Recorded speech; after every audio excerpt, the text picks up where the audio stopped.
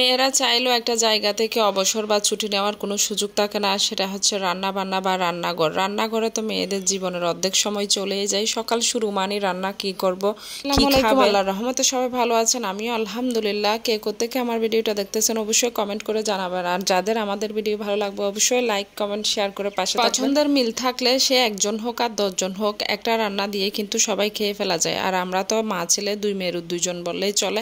তো সকালবেলা উঠে মাত্রই তাকে রেডি করে দিচ্ছি নাস্তাগুলা। পরোটা খাবে বলছে, পরোটা রেডি করে দিচ্ছি, স্কুলে চলে যাবে। রুটি বানাতে আর ভালো লাগে না, অনেক সময় ফ্রোজেন করেও রাখি। তো ভাবলাম যে না, এখন রেডিমেড পরোটাগুলো এনে কিছুদিন পাউরুটি এনেও ডিম দিয়ে ভেজে দিয়ে এক সময় এক একটা করার চেষ্টা করি। সব সময় একটা খাইলে তো আসলে মুখেরও একটা রুচি থাকে না, বাচ্চারা তো সব সময় একটা একটা চেঞ্জ করে দিলে ভালো। তো মুরগি রান্না করা ছিল আমার, তারপরেও সে কিন্তু গরুর মাংস খাবে বলছে, এখন গরুর মাংস রান্না করব। আর আমার জন্য আমি ভর্তা করে ফেলতেছি বেগুন ভর্তা। ওই দিনে অর্ধেক বেগুন ভর্তা করছি আর অর্ধেক রেখে দিছি, আর ওই অর্ধেকটাই কিন্তু আজকে ভর্তা করতেছি। দুপুরবেলায় আমি ভর্তা আর তাকে মুরগির মাংস দিয়ে খাওয়াই দিয়েছি। দুপুরবেলায় আমি আর গরুর মাংস রান্নার ভেজালে নামি নাই।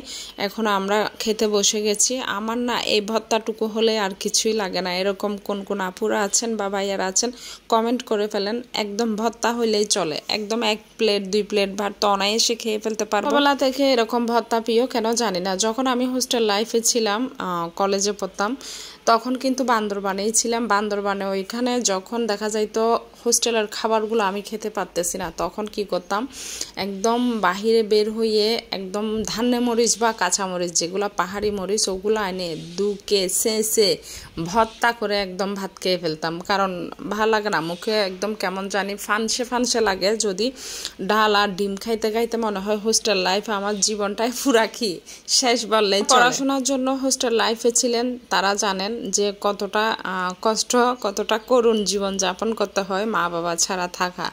মা বাবার বাসায় থাকলে তো একদম মসমসে খাওয়ার, মায়ের রান্না করা খাওয়া যায়। হোস্টেলে তো অবস্থা খুবই খারাপ। যাই হোক, ছেলের যেই কথা সেই কাজ। এখন সে গরুর মাংস খাবে, এখন বের করে রাখলাম আমি একটু ভিজুক। সে কিন্তু বিকেলবেলা একদম, আমি আলু ছিল না বলছি, সে আলুও নিয়ে আসছে দোকানে গিয়ে। দেখেন, আমি বলছি রান্না করবো, আলু নাই। এখন বলে যে আমাকে টাকা দাও, আমি আলু নিয়ে আসতেছি, তারপরও তুমি গরুর মাংস রান্না করো। তো রান্নার জন্য আমি গরুর মাংস বসাই দিলাম। দেখেন গরুর মাংসটা আমি বসাই দিচ্ছি, অথচ মূল উপকরণগুলাই দিই নাই।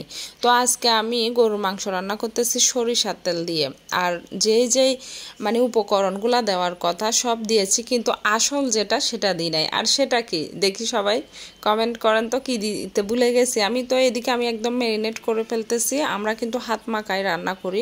আমরা ছোটবেলা থেকে মাছ আছি যে দেখছি গরুর মাংস সবসময় হাত মাখা রান্না করে। আমি ওইভাবেই রান্না করি, অন্যভাবে যেভাবে রান্না করে আমি জানি না, আসলে কখনো রান্না করি না। একদম বসাই দিচ্ছি, চুলা জ্বালাই দিচ্ছি, সব কিছু হয়ে গেল। হঠাৎ করে আমি যখন ঢাকনাটা তুলি তখনই কিন্তু মনে ওঠে যে আমি রসুন পেঁয়াজ আদা কিচ্ছু দিই নাই এই রান্নার মধ্যে। চিন্তা করেন, রান্না করতে গেলে কি অবস্থায় পড়ে যায়। আমার অন্য কাজগুলা মোবাইলে বা আপনারা জানেন আমি অনলাইনে কাজগুলা করি, ওইগুলা করতে গেলে এগুলা হয় না। এগুলা করতে গেলে ঘরে যদি একা মানুষ হয়, যা যা প্রবলেম ফেস করতে হয় সেগুলা সব কিছুর সাথে আমি মনে করেন পরিচিত। যাই হোক, এখন পেঁয়াজ আদা রসুন বাটা সব কিছু দিয়ে দিচ্ছি। যদিও পেঁয়াজ বাটা ছিল না, পেঁয়াজ কেটেই দিয়ে দিচ্ছি। এদিকে আমি একদম কষিয়ে ফেলেছি।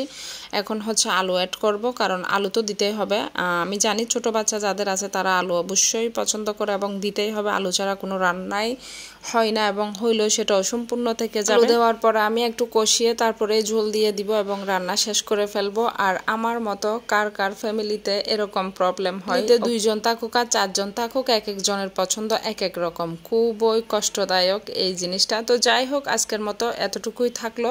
সবাই ভালো থাকেন, সুস্থ থাকেন, আল্লাহ হাফেজ। অবশ্যই শেয়ার করে দিবেন ভিডিওটা।